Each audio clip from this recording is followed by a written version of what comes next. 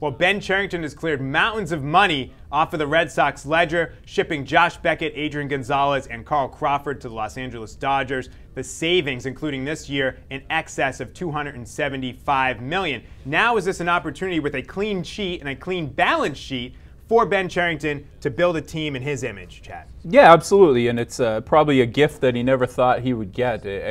I want to know the whole build-up to how this all went down. I mean, it started with the Euclid talks earlier this year, but yeah, it's something he probably never thought when he took this job was going to be a possibility where he'd be able to move on from these contracts. In the case of Adrian Gonzalez, probably never thought he would be dealing him.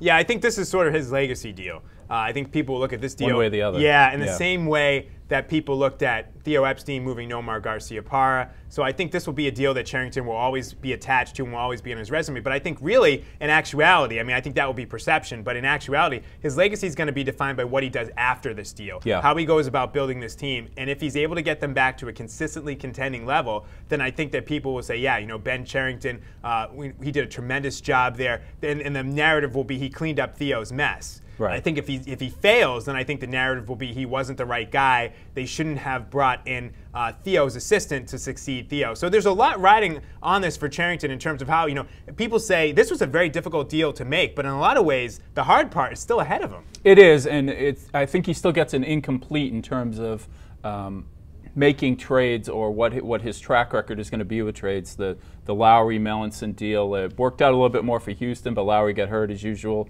Reddick's had a good year in Oakland, but we haven't seen Andrew Bailey. It was been a very good relief pitcher for 3 years for the A's. So it's uncertain, but what's clear is that they're not going to do this via free agency. You're not going to see them giving a 9-figure contract to a guy on the wrong side of 30 anymore, or a guy who's 29 years old and you're going to be paying for the end of his career. So he's going to have to do this via deal, and they have the pieces now. They have a deep farm system.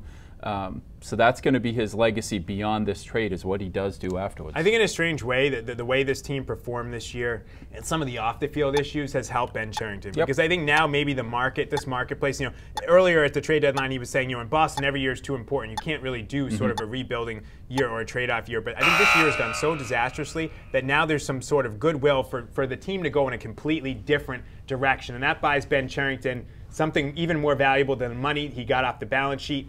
That's time.